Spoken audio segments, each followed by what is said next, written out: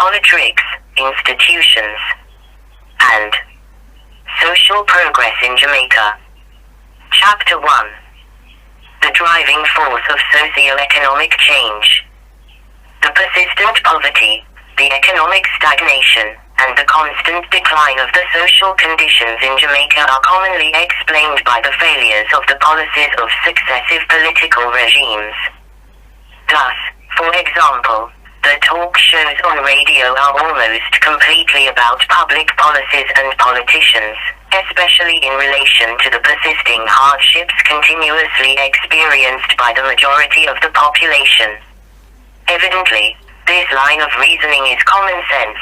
We commonly hear it from persons in the street and from political pundits, academic and otherwise. Now, there is no doubt that the policies of the political regimes are indeed the proximate causes of our socio-economic failures, but are they the essential causes of these failures? Section 1. Determining the actions of political officials. In fact, after more than 50 years of failures of every single political regime, it makes plain common sense simply to ask, what determines the policies and the actions of any political regime of the Jamaican state? Wouldn't this be useful critical thinking, the widespread absence of which is widely recognized? To help locate the determinants of the actions and policies of public officials, consider 1. When Bruce Golding, then Prime Minister, PM, of Jamaica, wanted to rid himself of his bugbear, Stephen Vashiani, who had, most unfortunately for Golding, been earlier appointed Solicitor General, he found that, although being the most powerful man in Jamaica, he just could not up and fire Vashiani. So he requested that the Public Services Commission, PSC, the institution empowered by law to hire and fire certain categories of public servants, to fire Vashiani. But, here too, his endeavor was frustrated. The PSC asserted its constitutional right of institutional independence. Having itself hired Vashiani, it properly found itself with no other acceptable choice but to defend its appointee. So what then did the desperately determined Golding do? He resorted to his institutionalized power, to hire and fire members of the PSC, to get rid of the incumbents and to empanel a new set of commissioners. The new panel duly fired Vashiani, immediately and shamelessly. The clear lesson to take away from this sordid, but elucidating, affair is that the PM, in his actions, is severely constrained by public institutions. 2.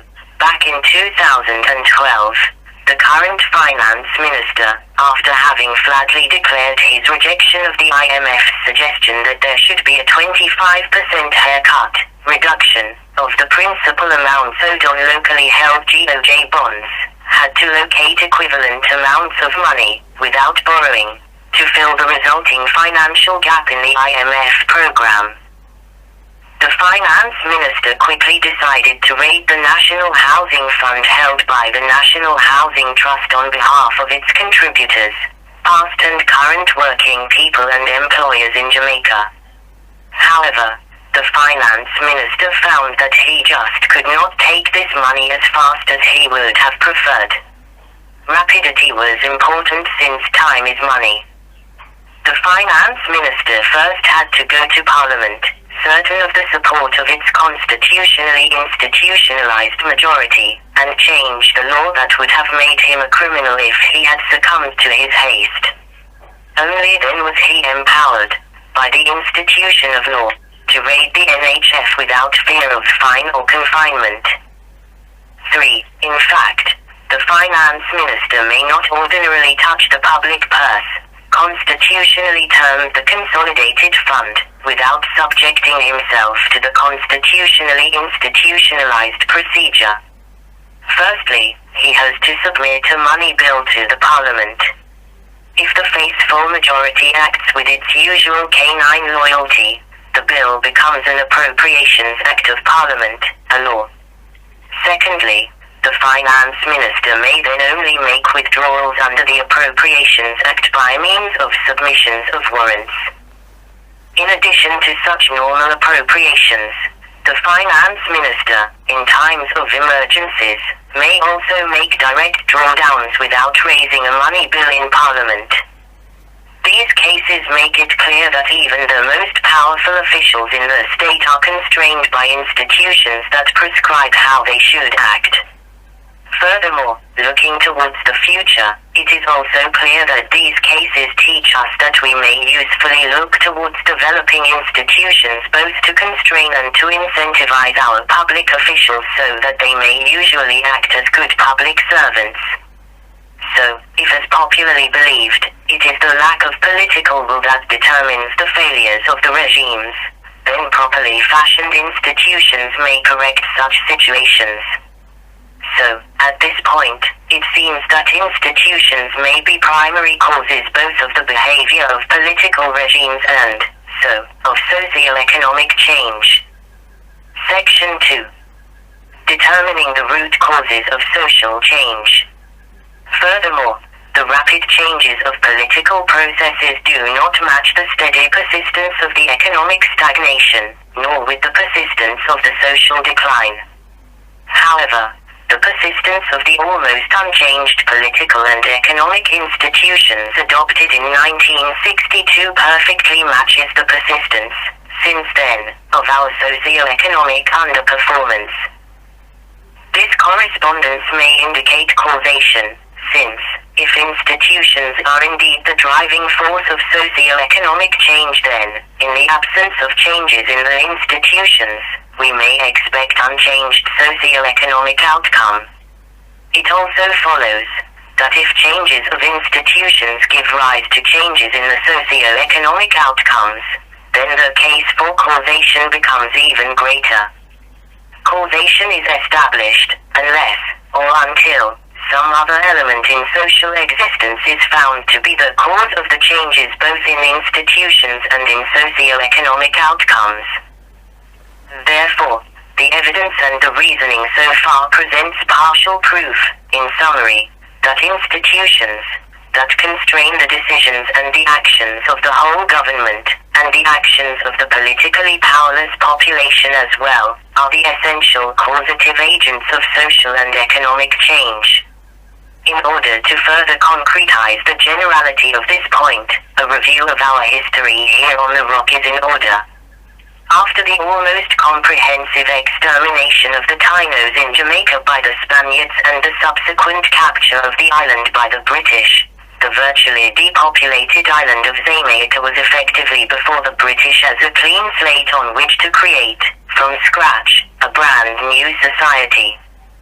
So, they freely, that is, according to their nature and inclinations, chose to create the slave colony of Jamaica. Specifically, the political institution of the British state created the political institution of the Jamaican colonial slave state and the economic institutions of Jamaican slavery. The political institution of the slave colony of Jamaica was organized as follows. 1. There was a governor who was an employee and representative of the colonial office of the British state. The first of whom was Sir Henry Morgan, the infamous privateer. 2. The island's legislature was comprised of two chambers. The Legislative Council comprising the governor, the Chief Justice, the Bishop of the Anglican State Church, and 6 other members nominated by the governor.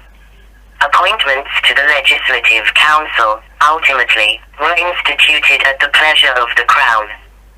The other chamber was the Assembly that had 47 elected members.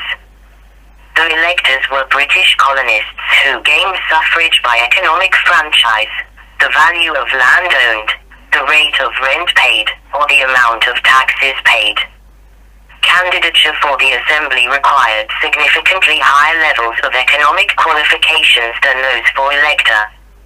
Since the mid-1700s, the Assembly originated all bills, imposed taxes, and made appropriations from the revenue, that is, it had both legislative and executive functions. The the Assembly was elected for 7 years periods. The Legislative Council had the powers to amend or reject bills. The governor could give his assent to, or reject, bills or pass them on for a decision by the Sovereign in Council, the British Parliament. Furthermore, the Sovereign in Council could reject all bills, even those with the governor's assent. 3. The island's local government consisted of 22 parishes, so called because each coincided with a religious constituency of the Anglican Church, the state church of Britain. A custos rotolorum, appointed by the governor, presided over the parish government called the vestry. The vestrymen included the parish rector, the local justices, and elected members for a total usually of 10 men. Each vestryman had a distinct portfolio such as roads and ways, canals and waterways, church property, and so on. The same voters elected representatives both to the vestry and to their assembly. The economic institutions of slavery in Jamaica, the slave plantations, were created by the British state by means of land grants, each of the order of 2,000 to 3,000 acres to British colonists. This slave economy of Jamaica was supported by the transatlantic slave trade, an economic institution created under law by the British state. It provided a sustainable supply of cheap labor differing critically from the immigration of colonists. The importation of slaves, by providing a ready resupply to replace expired laborers, allowed for the unrestricted exploitation of the enslaved Africans, and generally for the extremely cruel treatment of our ancestors that too often was deadly. The great lesson to take away, at this point, from this review is that social and economic changes are determined both by political institutions and the economic institutions that they create. In fact, as we see here in the case of the slave colony of Jamaica, and in the histories of many other countries across the globe, political institutions can even create whole societies. Polytricks, institutions, and social progress in Jamaica. Chapter 2. Past attacks on institutions and ongoing attacks by institutions. Section 1. The institutional targets of our ancestors' struggles. In the approximately 20 serious rebellions against slavery, from 1678 to 1832, the actions of our ancestors, be they rebelling slaves, actually then acting freely, or fighting maroons, were all directed against the plantations, the economic institutions of slavery in the Jamaican slave colony. After delivering blow after blow, generation after generation, against their enslavers, and, coincidentally and without any coordination, then assisted by favorable conditions in the British Parliament, in 1831 our ancestors led by Sam Sharp, in their greatest effort ever, finally smashed the whole slave plantation system, the economic institutions of slavery in Jamaica.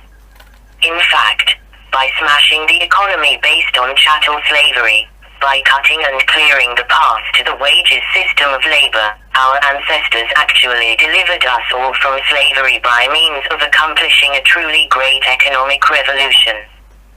Praises be to our ancestors.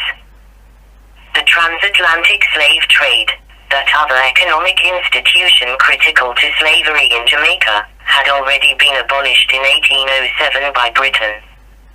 This was done, not from any altruistic motivation, but rather was done, firstly, due to the greater strategic economic importance of the slave economy of the colony of San Domingo, now called Haiti, to its military and commercial rival France than Britain's own Caribbean slave economies were to Britain itself. And, secondly, to the dependency of the rapidly expanding economy of San Domingo on the transatlantic slave trade dominated by British ships. However, the political institutions of slavery, constituted into the colonial state, were left intact after the abolition of slavery, and with the excesses of violence and passion of the slave plantations then at an end, they immediately reappeared after emancipation within the state penal institutions. As George William Borden complained to Lord Cardwell, Secretary of State for the Colonies in March 1865, early after emancipation, for a period of time shortened due to its manifest excessive cruelty, the treadmill was introduced.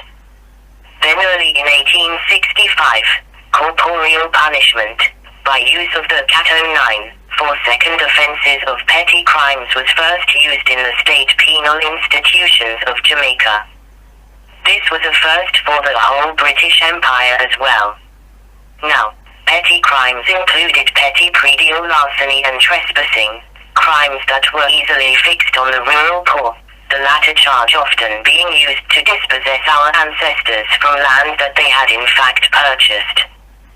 So, as the plantation owners, with their control of both the island and local colonial governments and of the justice system, in their endeavor to reduce wages and to avail themselves of abundant and cheap labor, terribly harassed the rural poor with courthouse, jailhouse and lashes.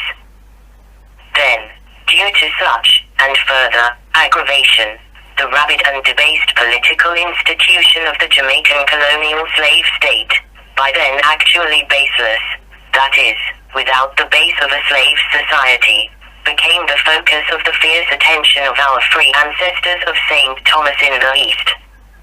The rebels attacked the police station in Morat Bay, seized arms and ammunition and freed their captive comrades. Then they turned on the vestry, the parish political institution of slavery. As Douglas Hall, in Free Jamaica, recounted.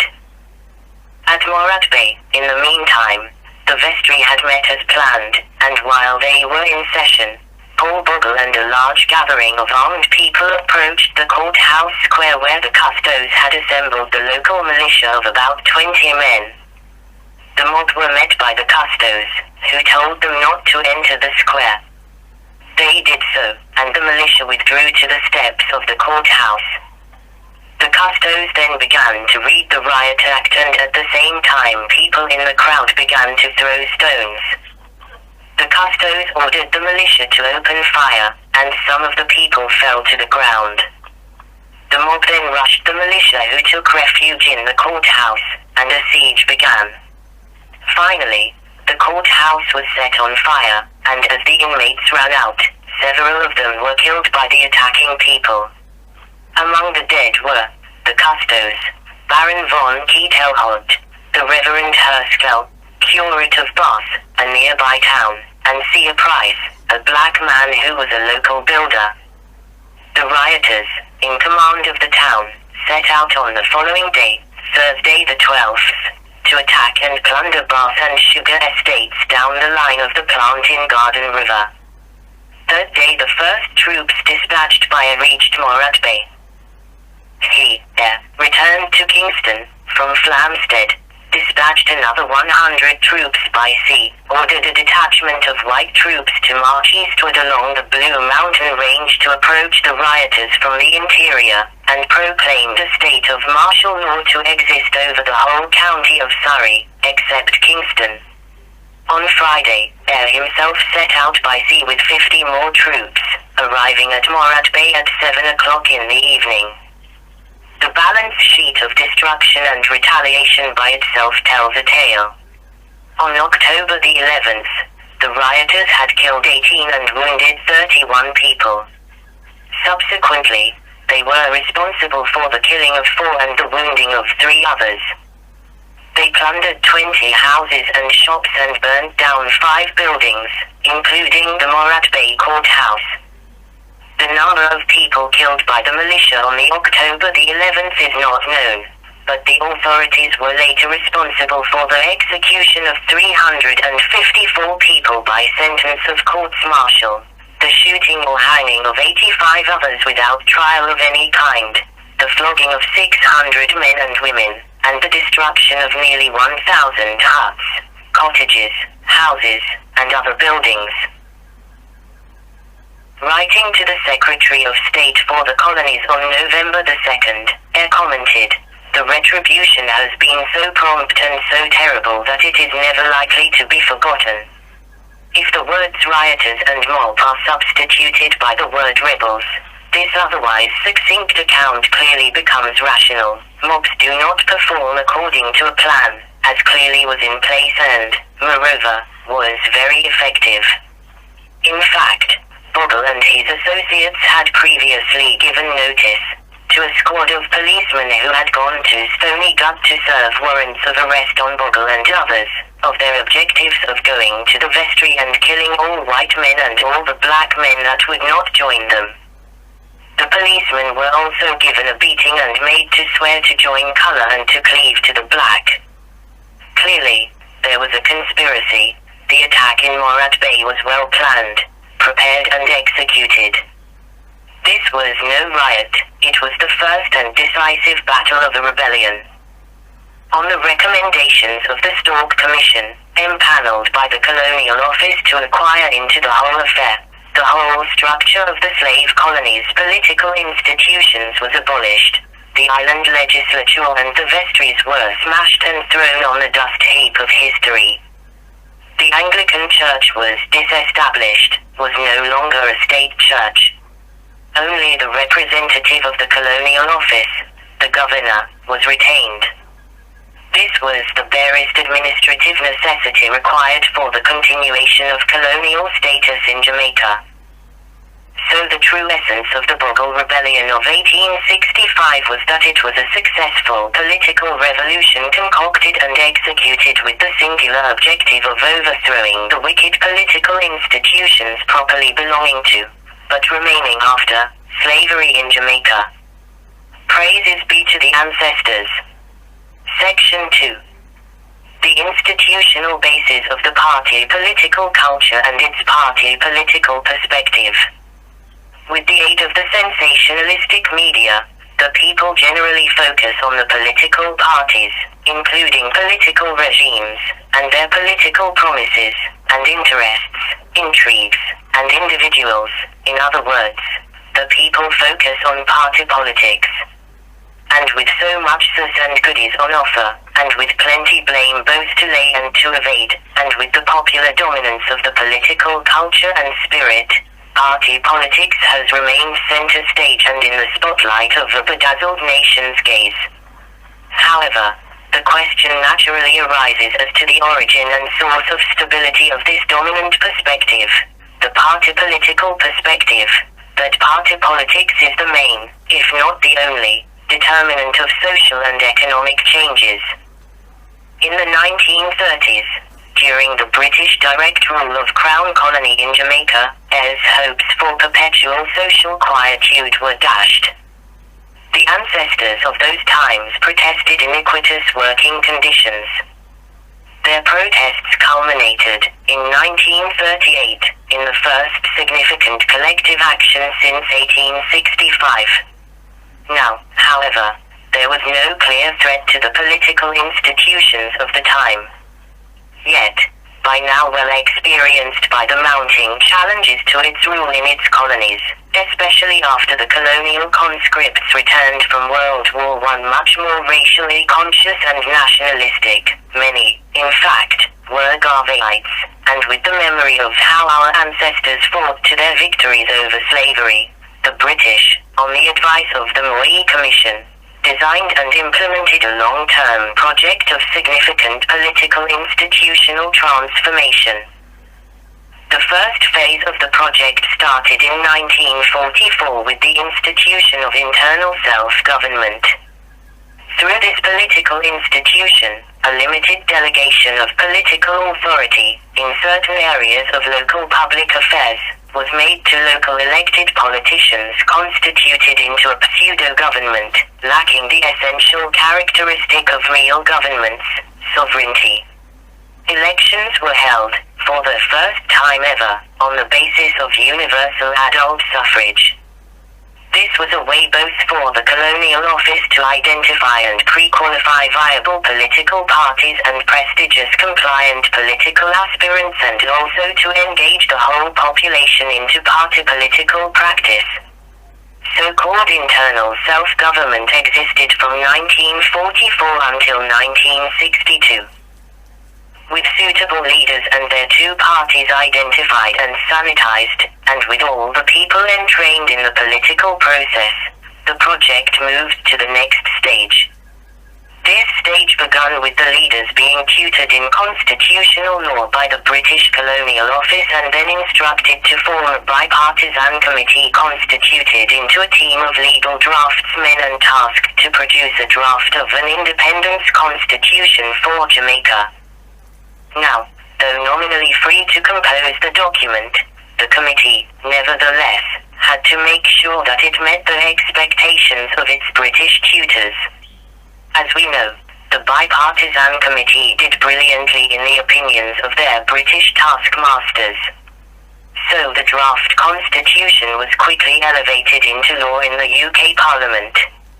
However, here it played the lowly role of a mere schedule of an order of an act of the UK Parliament instead of the stellar role of the foundational document of a newly instituted independent country. Finally, the Constitution was put into force by another act of the UK Parliament, the Jamaica Independence Act, 1962. However, its deportation to Jamaica and into Jamaica's history was even much less auspicious. Basically, it merely came into operation in Jamaica by the mere passage of time, from the 5th of August, 1962 to the 6th of August, 1962. So Jamaicans merely slipped into independence to a tick-tock of the clock. The most significant independent action undertaken by Jamaicans was the changing of the flags. Just think, Jamaicans were not the first to proclaim their own independence. This is extremely strange. Someone had to inform Jamaicans of their independent status. Was it that Jamaicans were, somehow, ignorant of their own independence and had to be informed by a more insightful, considerate and experienced sovereign power, a mother sovereign, so to speak? No. It was in fact that there was really no independence. The whole thing clearly was a well-planned and well-executed act of long-term deception. The question is, why was all this time spent and trouble undertaken only to produce such a shameful scripted sham? Why was this elaborate deception planned, prepared, and implemented over a period in excess of 2 whole decades? What were these so important, yet unrevealed, objectives of the UK state in instituting so-called internal self-government and the shambolic independence in Jamaica? In order to answer the preceding questions, we may note that both acts of the UK state, in rolling out the recommendations of the Moy Commission, were to create political institutions including that of an electorate with the participation, for the first time, of all adult subject citizens on the basis of universal adult suffrage. Clearly, apart from the airy promises of self-government, the most striking actual change in the political landscape, subsequent to 1944, is the general inclusion of the whole adult population in the party political process. Under slavery, candidates supported by their different colonial parties vied for elective offices in the assembly and in the vestries. But slaves had no part in this activity of free men. So, clearly, in the struggles of our ancestors against their enslavement, party politics played no part.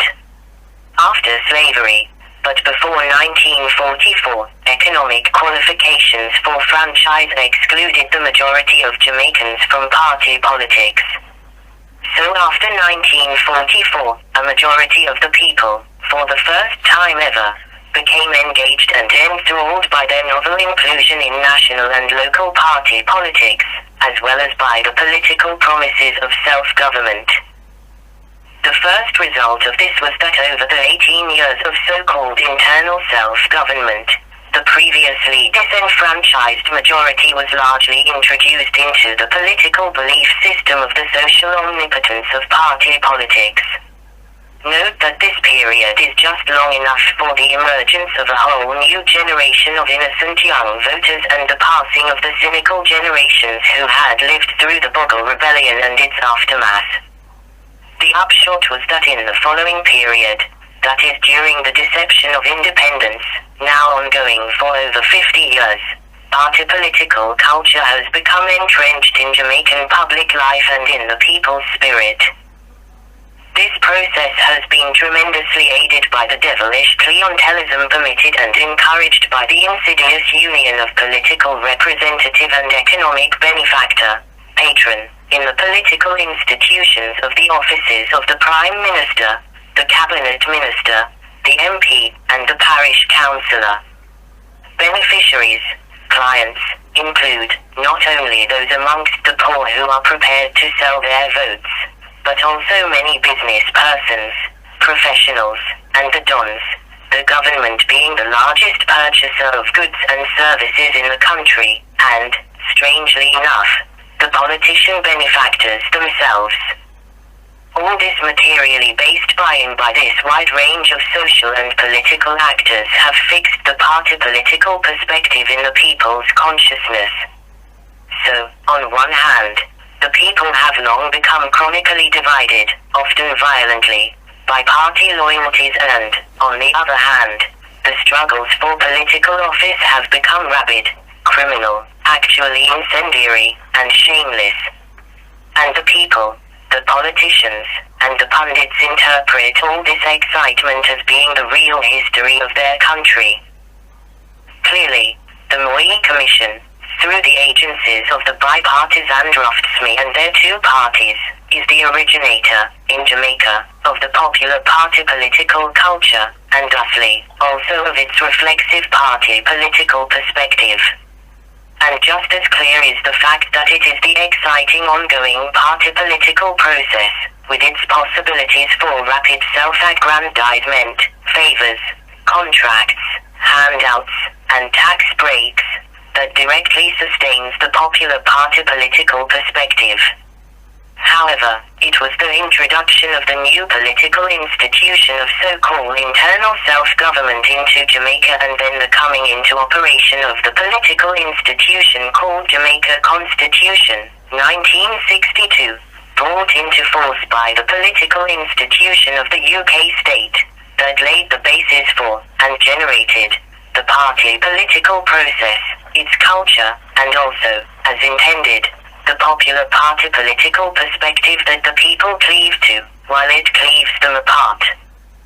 Again, here is illustrated the essential role played by institutions in bringing about social, cultural and even mental changes in human society.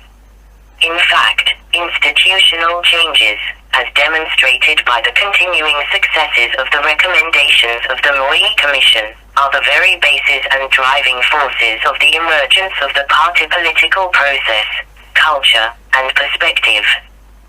So, the role of political institutions, as essential causes of social and economic changes has been affirmed, and brilliantly so, throughout the whole history of Jamaica since its capture by the British.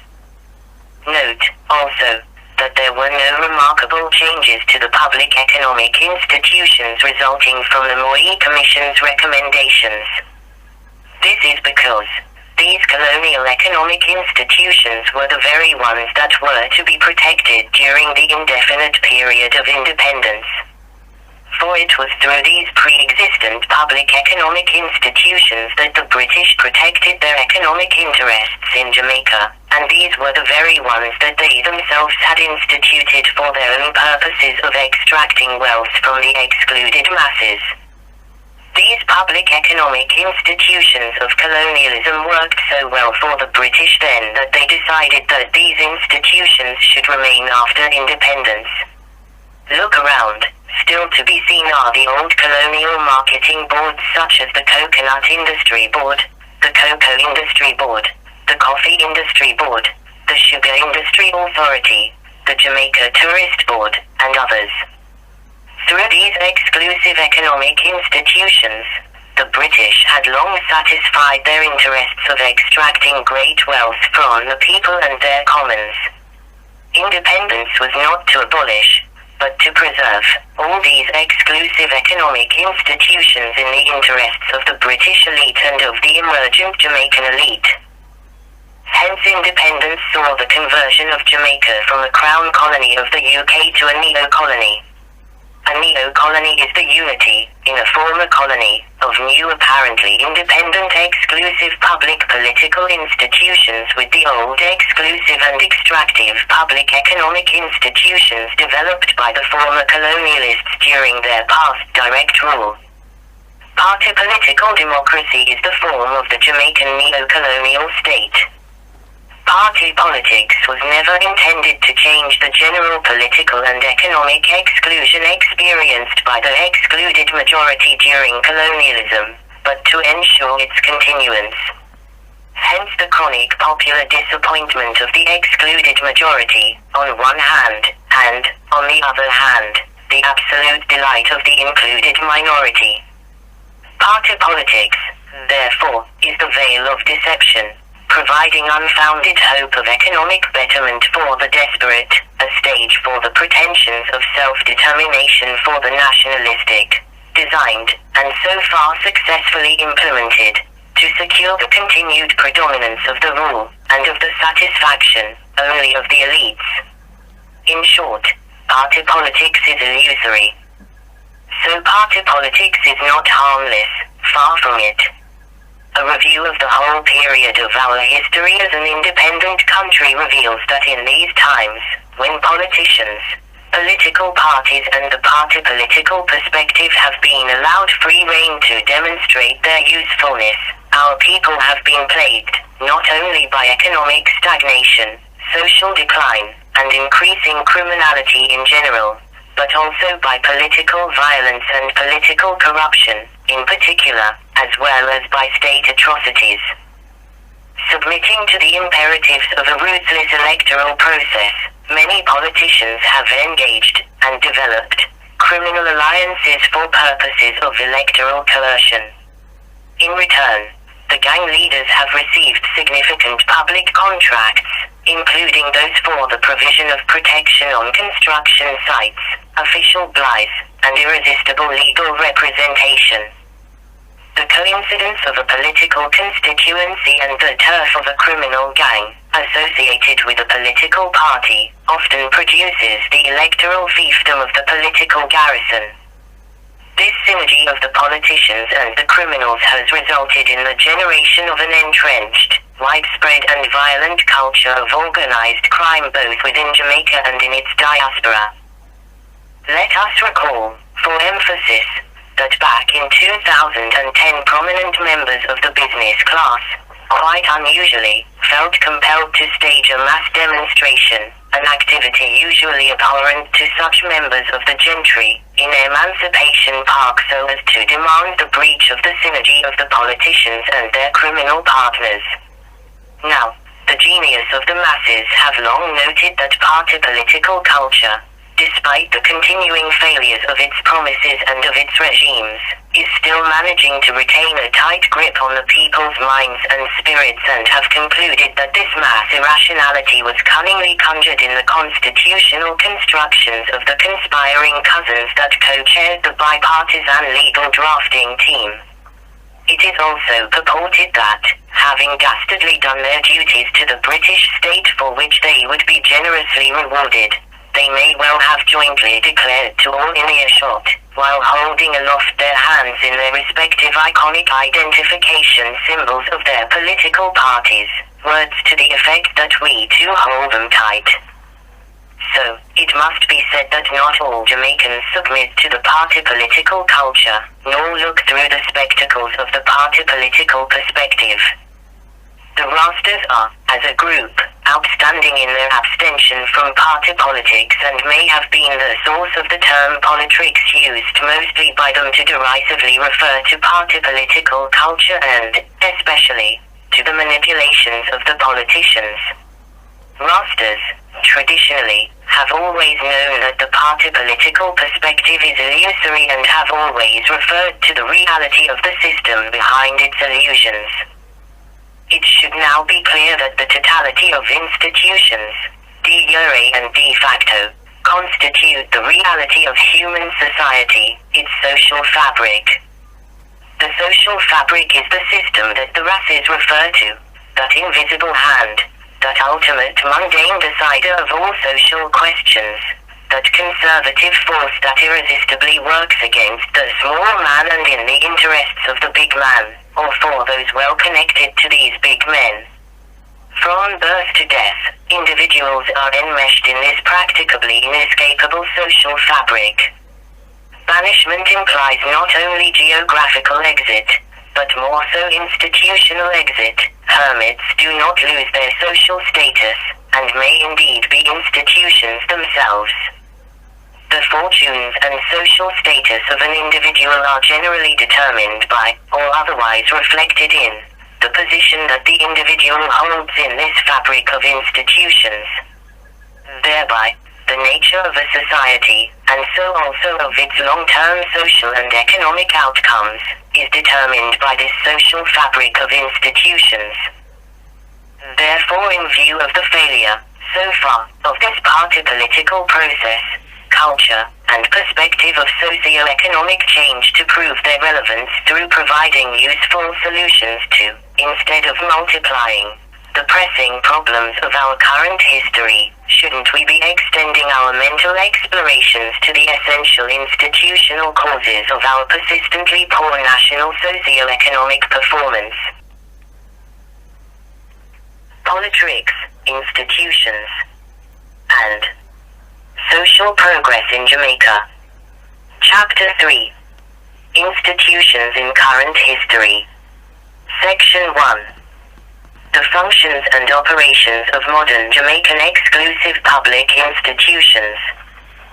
Over the past 2 decades, the leadership groups in the political parties and their friends in finance, and all the leading companies, by virtue of having significant portions of their assets in government bonds, are in finance, have also developed their own synergy, one that sees them, for example, swapping offers of party financing for invitations to government bond-buying parties. So look around, who are doing extremely well materially.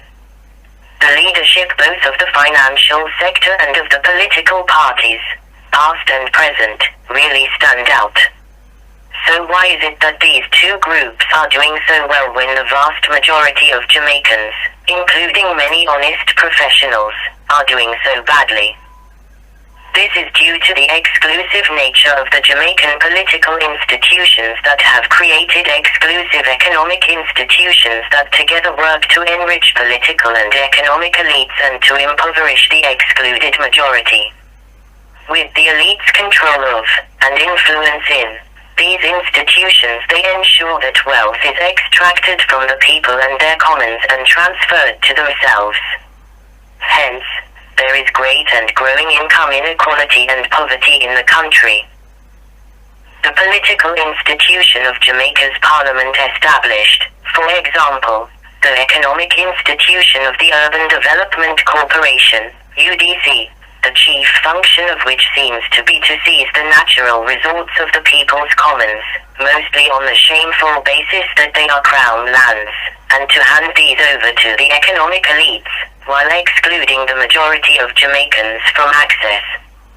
Similarly, the political institutions of the Jamaican state established the economic institution of the Bank of Jamaica that, amongst other things, offers government bonds to qualified private big financial businesses and not just to everyone. The resulting annual tax burden on the backs of the Jamaican people due to debt repayment is now more than the amount budgeted for the entire public administration of the country. Therefore, the sovereign debt is the chief instrument of extraction of wealth from the excluded majority and of its transfer to the included minority. That is, the taxes paid to service the national debt is the main drain of wealth from the excluded majority and the main source of enrichment of the included minority. Debt repayment is prioritized over health, education, social work, the environment, and the real economy.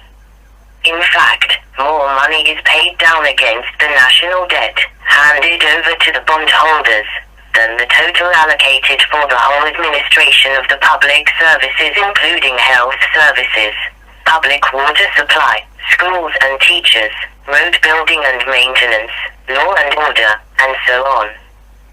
This fiscal preeminence of the financiers is, in fact, grounded in the Constitution. Jamaica is the only country in the world that has written into its constitution the repayment of debt, he, past Financial Secretary Dr. Wesley Hughes, said. There is no other country in the world with such a constitutional provision, and that gives a lot of confidence to our bondholders, especially the external ones. Section 119 of the Jamaican Constitution provides for the public debt to be charged on the Consolidated Fund. This constitutionally grounded synergy between the leading groups of the financiers and the political regime explains why it is that the finance minister, in the actual practice of his public office, clearly favors preserving the paper assets of the financiers over the building of steel and concrete houses for the people. That is, he prefers, acts very quickly, to preserve wealth already earned merely by purchasing paper instruments to stimulating growth in the real economy, here displaying a stumbling dalliance. And, while satiated elites are celebrating their great fortunes, the public health services, for one of many examples, are falling apart. Essential life-saving services such as dialysis, radiotherapy, and medical imaging services and even basic medical supplies are scarcely available from the public health system, and, as a result, poor people are dying everywhere, every day. And, by the way, the list of NHT houses that appears on the auction block keeps growing from day to day, even while there are over 550,000 residential squatters in Jamaica in 2015. Furthermore, while the majority of NHT contributors are not earning sufficient in order to qualify for a mortgage, the NHT has purchased the dead stock, called out a many, in order to financially rescue one of the included minority.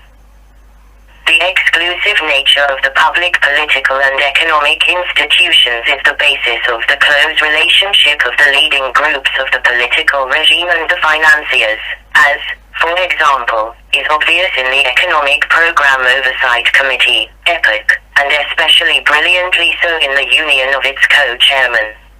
However, this same situation occurs in all so-called public-private initiatives, as is the EPOC, that is, there is a close and exclusive relationship of the political and the economic elites.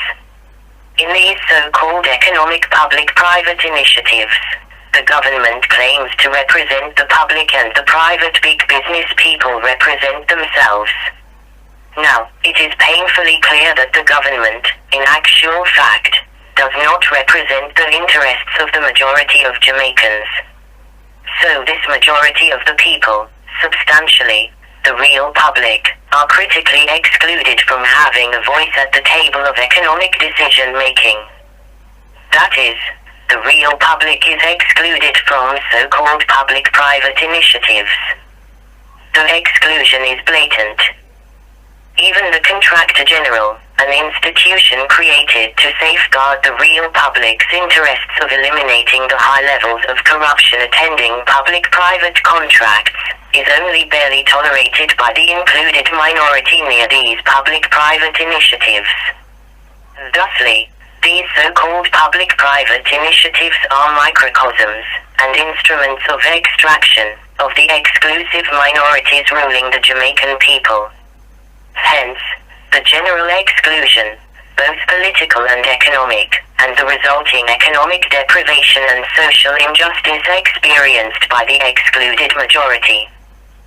Specifically, once having exercised its right to elect, then the majority of the people are excluded from having a voice at the table of decision-making in political institutions.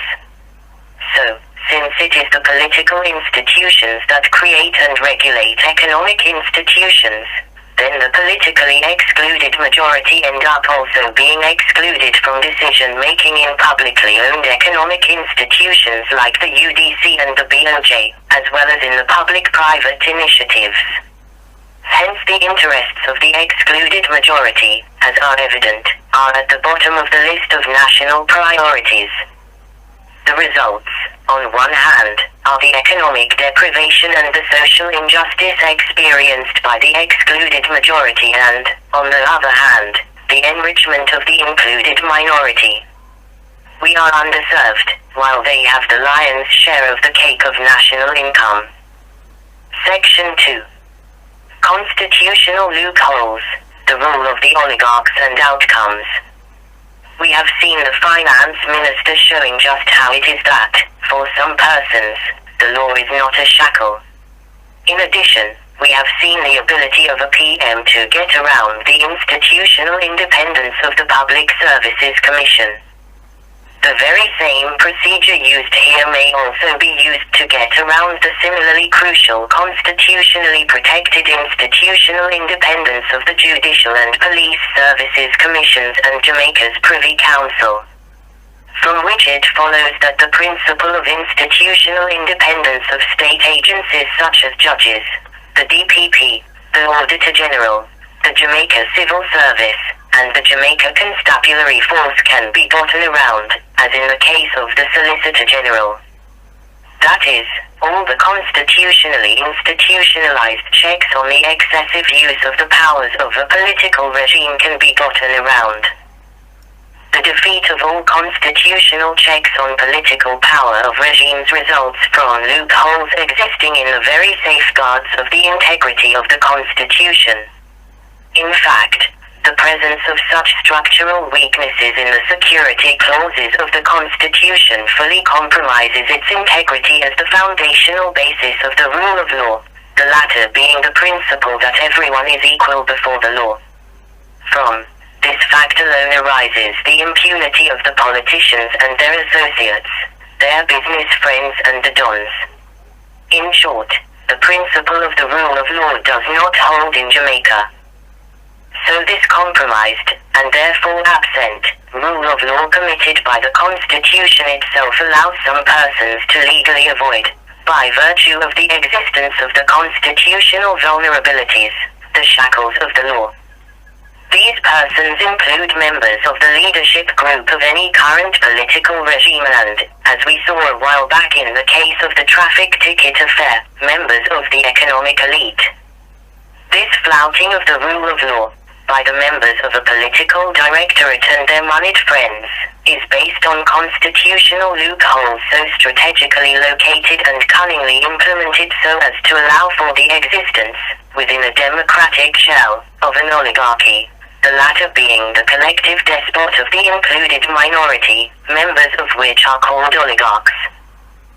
These constitutional loopholes also permit excessive, that is, oligarchic, influences, bordering on fear, exercised by members of the political regime and every real big man, the oligarchs and their friends, on many officers of the state.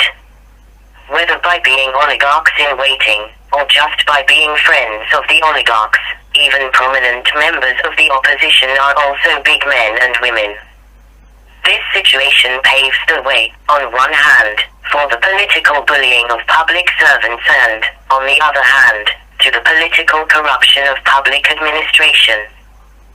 So the case studies reviewed reveal serious anti-democratic weaknesses in the very foundations of the Constitution, weaknesses undermining any claims to real democracy, as they clearly illustrate the operation of the oligarchy as it constitutionally undermines the rule of law. The constitutional accommodation of oligarchic behavior implies that the Jamaica Constitution, 1962, is itself oligarchic. It follows that, based as they are on an oligarchic constitution, the political institutions, and the economic institutions that they create, are similarly oligarchic, like produces like. So there are real and substantial oligarchic substrates in the state, from its deep de jure constitutional foundations lying beneath the layers of de jure political institutions founded on it, and up to its upper strata of de jure economic institutions created by the de jure political institution of the parliamentary majority. On top of these de jure institutions floats a thin, highly visible de facto institutional layer of the Polytricks of so-called party political democracy. This layer of institutions has so far been amazingly captivating and, though most often mistaken to be the driving force of history, as we have seen, it is actually bereft of historical initiative, and so is quite illusory. The function of the party political process is to distract the people from the oligarchic nature of the public institutions that actually determine social outcomes.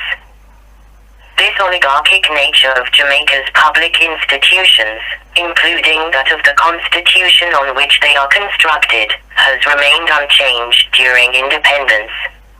Over this period, these oligarchic institutions have consistently produced the usual results seen in countries that have long been under oligarchic rule: persistent, massive and growing income inequality, due to the long absence of a level playing field in the economic institutions; persistent extreme poverty, due to the extractive nature of the exclusive political and economic institutions; persisting economic stagnation, due to the long-running monopoly of legitimate economic opportunities by a satiated economic elite long grown unaccustomed to innovating; and widespread, persistent and increasing criminality, being a part of the resulting long desperate search, by some members of the excluded majority, for betterment within the long-reigning relative scarcity of legitimate opportunities.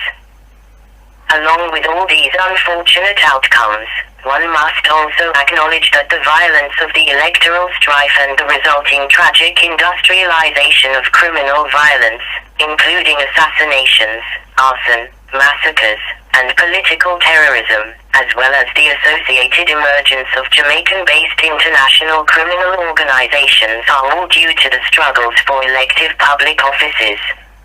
Only the expectation of great self-aggrandizement could motivate the extremes of passion and the life and death struggles for political office that Jamaicans have unfortunately witnessed and from which they have suffered so much.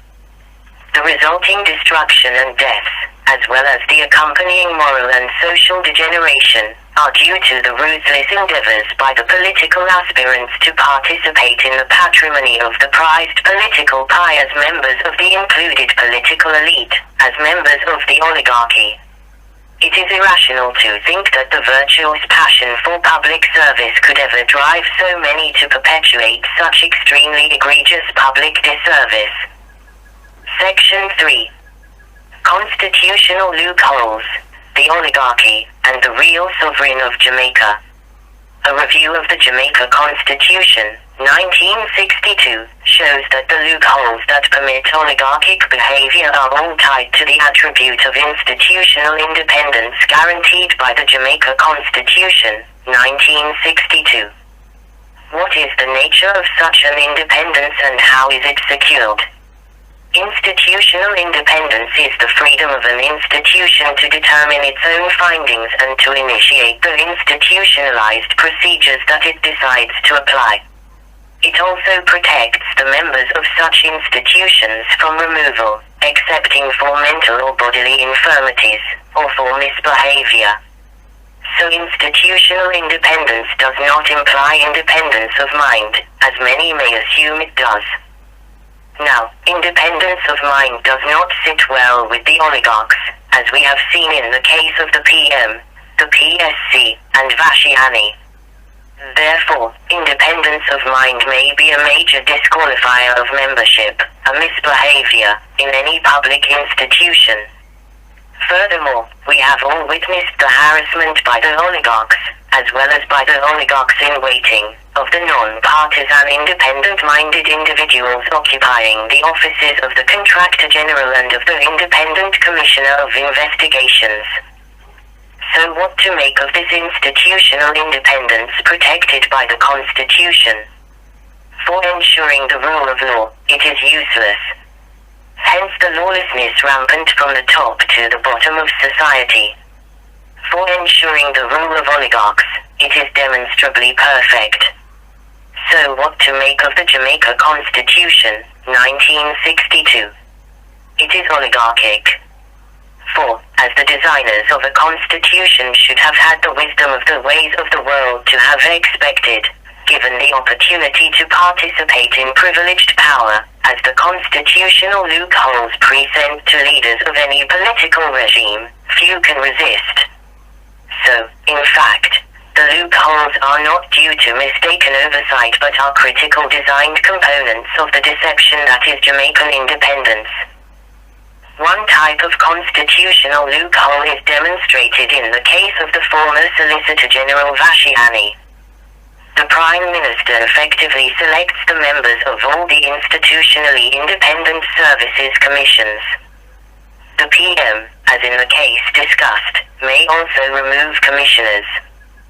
Thus, as he Golding demonstrated, if one panel is not compliant with oligarchic assaults on its institutional independence, then it may be expeditiously removed and a new set of compliant commissioners empaneled. The other type of constitutional loophole results from the parliamentary majority, an institution of the Constitution that refers actually to a majority united in decision-making activities in the House of Representatives, being the decisive law-making element as well as being the secure parliamentary base of the Cabinet, its executive subcommittee. The parliamentary majority decides all questions of administrative, civil and criminal lawmaking. The parliamentary majority is also, as the legislature, the ultimate protector of the public purse. It is the institution that the finance minister must appeal to in order to make drawdowns, by means of appropriation acts, from the consolidated fund. Here, therefore, in the parliamentary majority, is the integration of the legislature and the executive. Such a combination has long been recognized as being the essential characteristic of the sovereign in any state. The sovereign is the entity in a state, individual or collective, that can do anything that it chooses to do without legal sanction.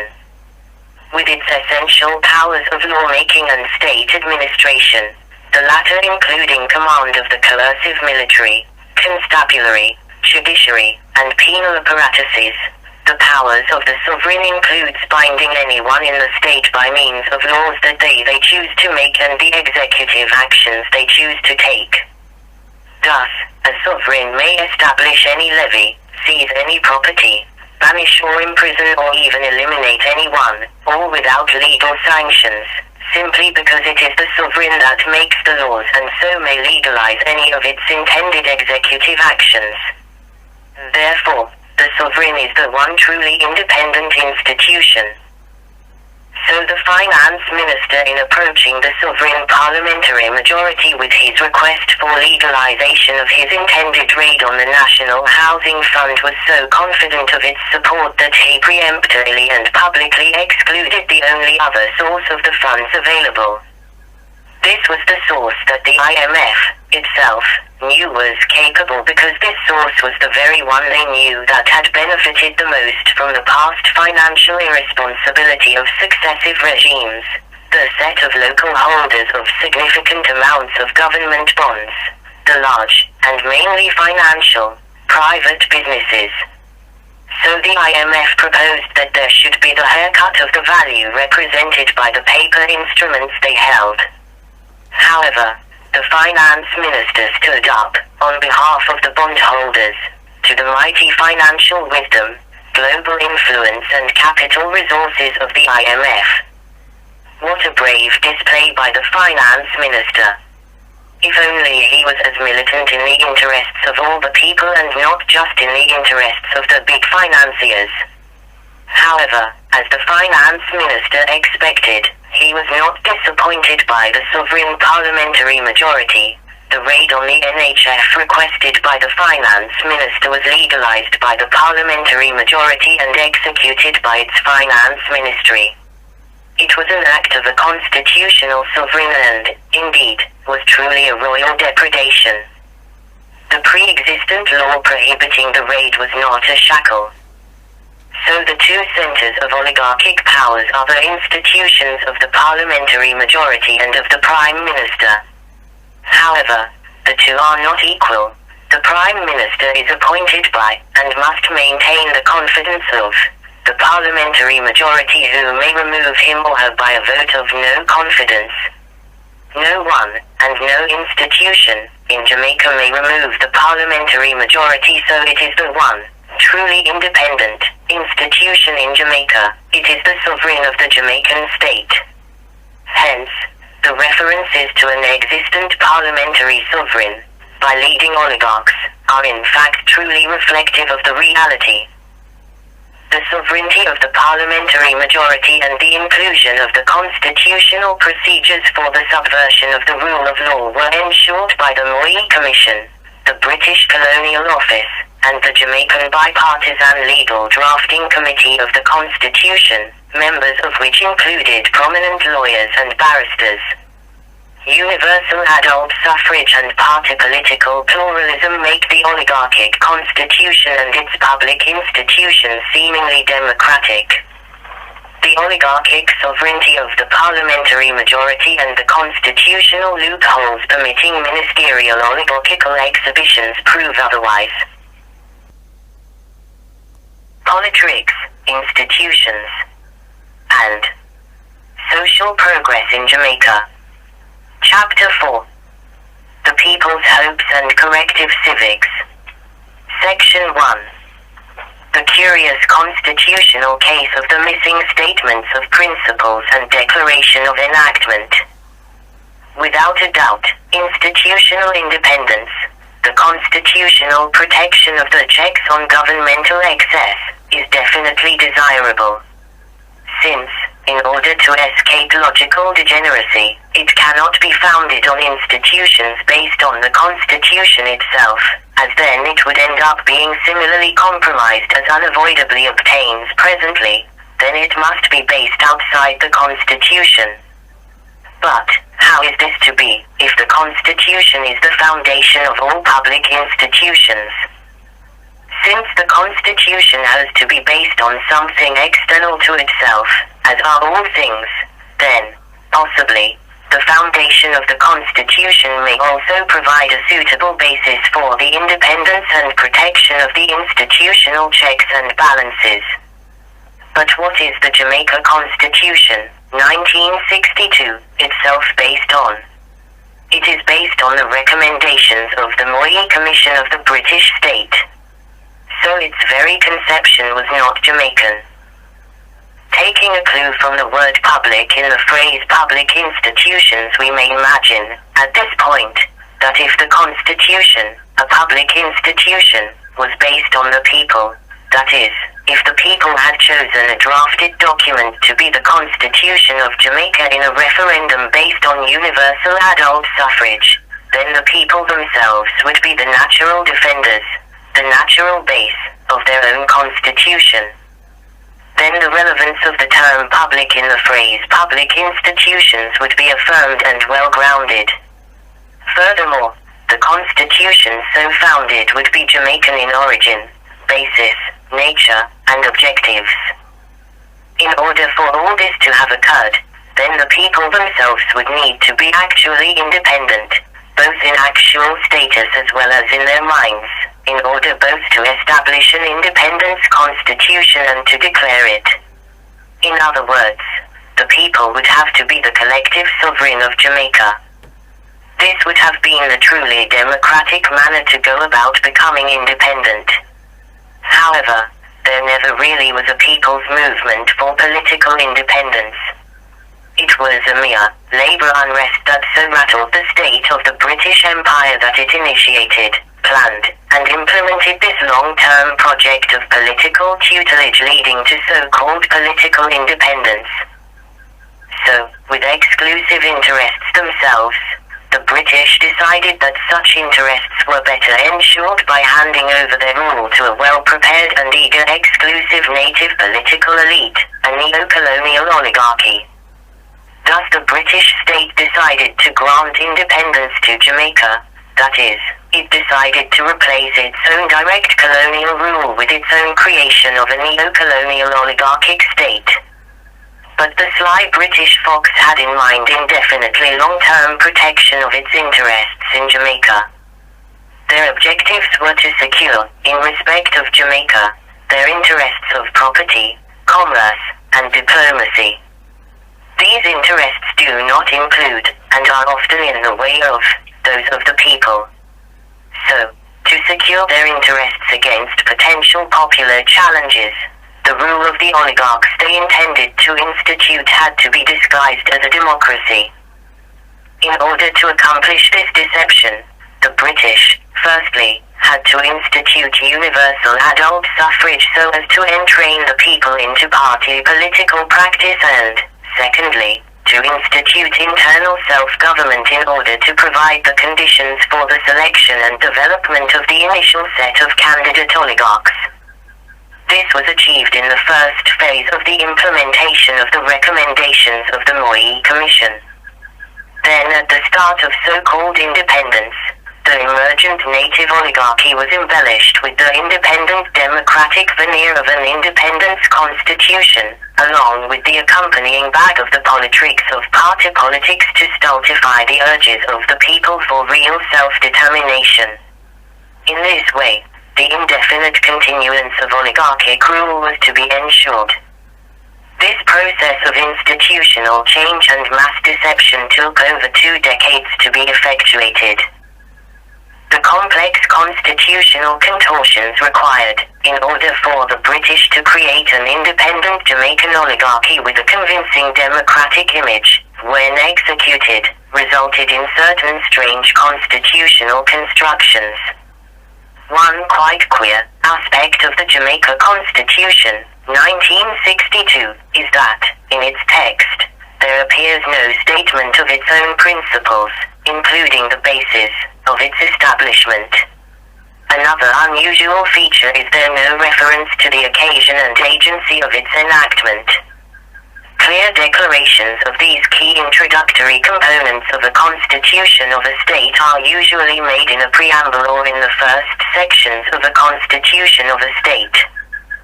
The principles of establishment are those defining the very soul of the constitution. Mention, in the constitution, of the extremely auspicious occasion of enactment is necessary in order to constitutionally recognize its creators and to institutionalize the commencement of the era of its application. The following, for example, is an excerpt from the Constitution of India.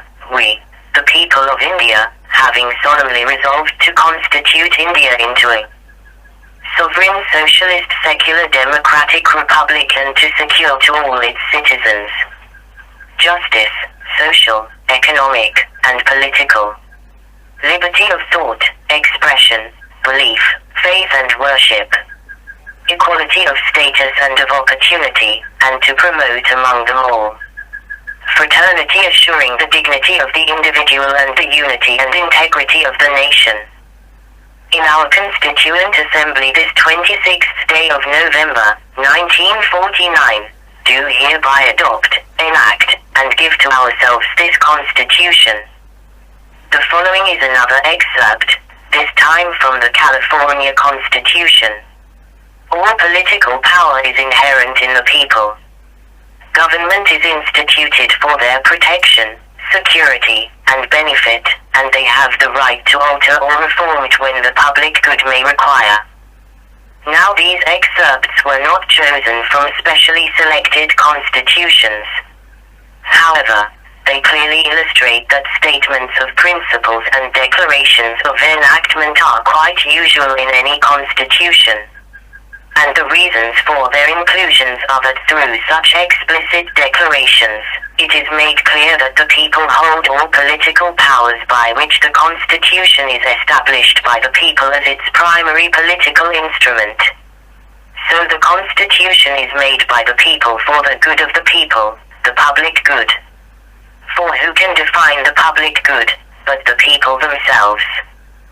These excerpts therefore assert all that the Jamaica Constitution studiously avoids: the primacy of the people in the country and their priority with respect to the Constitution that they alone, morally and logically, can bring into force, especially as a truly democratic constitution.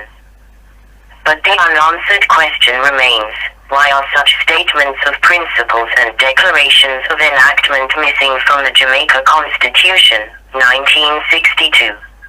It is because the truths of minority political privilege that they should contain are so shameful and dangerous to their secret objectives that they cannot be allowed to see the light of day. And the lies of political inclusion that they might contain would be so easily and damningly challenged and so lead to the defeat of their exclusive intentions. 4. A statement of principles and references to enactment would reveal the fact that with regard to the Jamaica Constitution, 1962, the people played no part, not in drafting, reviewing, agreeing, nor in establishing it. That is, there was no popularly and freely elected constituent assembly with its members charged with producing a draft constitution on behalf of the people of Jamaica. Neither was there a national referendum on the draft constitution so produced. So the people never drafted nor enacted their own constitution. Neither were the people declared the basis, the bearer, of all political power. Nor were the good of the people, the public good, declared as the reason that the Jamaica Constitution was brought into existence, for it was not. Therefore, the Constitution was not of the people, nor in their interests. So, the only way for the British state to have proceeded in their deception was to ensure the absence of any vital constitutional parts such as statements of principles and declarations of enactment, for, otherwise, any way them tan, macajuk them. Thus the mangling of the drafting exercise, the shocking exclusion of the principles and the declaration of enactment of the Constitution, was nevertheless allowed to go forward and into the Jamaica Constitution, 1962. They had all the time and experience to have known of the customary inclusion of such constitutional parts, so ignorance cannot be the cause of their absences. This was no mistake, but was a scheme of deception of the Jamaican people conceptualized by the Moy Commission and the Colonial Office, with the willing participation of the bipartisan drafting committee, executed by the British state, and since continued by the politicians and their parties. Now, after decades of undisturbed enjoyment of the fruits of exclusive minority rule, the Jamaican oligarchs have been emboldened. 1. Possibly the greatest of the oligarchs, boastfully revealed that the law is not a shackle, while omitting to add the words to oligarchs. Another, for strictly personal reasons, was moved to reveal, by his actions, the constitutional loopholes that could be used to get around the constitutional armor apparently erected to defend the Constitution from oligarchic assaults. What are the objectives of the oligarchs? Evidently, they include self-aggrandizement, unlimited powers, and ostentatious consumption. The ensuing displays of wealth, power, and impunity by the oligarchs have become examples of success at the very peak of society and so have gone viral and have created the culture of the big man. Almost everyone admires and desires to be a big man. Any criticism of them or their lifestyle is regarded as bad mind. For those without money, their best bet for socio-economic ascendancy is through the party political process. But, even those with money seem attracted by the appeal of oligarchic power, its fearful influence, and its police outriders. So, having been granted independence, where the people might have expected political and economic inclusion, there has been political and economic exclusion, where they might have expected the rule of law. There was the rule of the oligarchs, where they might have expected economic and social progress, there has been economic stagnation and social decline, and where they might have expected social justice, there has been social injustice. Section 2. Civics and the fulfillment of the hopes of our ancestors. Here, if we listen intently, we may hear the call of Santo for beckoning to us to return to our past in order to strengthen ourselves so that we might press ahead. For, did not our ancestors concentrate their fighting forces purely on the institutions of their enslavers and oppressors? So, instead of remaining bewitched by party political illusions, Polytricks, designed by the Moray Commission, implemented by the UK state, and performed by the Jamaican politicians and their political parties, let us concentrate our efforts on the creative reconstruction of the oligarchic political institutions. However, after the long hiatus away from the institutional perspective, beginning in 1944, the people may, in their search for sustained and inclusive development, do well for themselves now to turn their attentions to studying the public institutions of Jamaica. Public institutions, their objectives, establishment, operations, interoperations, and their results, constitute the subject matter of civics. All citizens should again take up, in earnest, the study of civics, but this time not to foster an uncritical, dumb, patriotism, but to critically determine what changes are required and how they are to be effected in order to achieve true independence and sustained and inclusive economic growth, improved living standards, and social harmony. For these crucial reasons, urgent revision of the Jamaica Constitution, 1962, is fully justified. In fact, given the compromised nature of the genesis of this constitution and its resulting oligarchic nature, common sense demands a brand new constitution. So, if the popular study of civics is properly engaged, then eventually the people may collectively produce a draft constitution for a truly independent, inclusive, and progressive Jamaican society to be established one sweet day, hopefully earlier than later. Let us, when building such a magnificent constitution, base it on the rock of the whole people. Let us reform the exclusive political institutions to become inclusive so that all members of society have a voice at the table of political decision-making. By such means, it will be ensured that in the public economic institutions instituted by the political institutions all the people will, hereto, have a voice at the table of decision-making. It is only by such measures will Jamaicans enjoy sustained and inclusive economic development. Inclusive political institutions and the resulting inclusive economic development they produce will lead to the production of social peace, low crime rates, and harmony. A constitution for Jamaica so produced would not then need to counterfeit itself as brand Jamaica, as then it would actually be made in Jamaica by all Jamaicans and for all Jamaicans. Our ancestors should be thrilled to see the long-awaited fulfillment of their centuries-old unceasing endeavors for liberty, self-determination, unity, peace, and prosperity achieved through the independent actions of their very own descendants, informed by their ancient wisdom, and so with the gift of their loving guidance. What joys await us! Praises be to the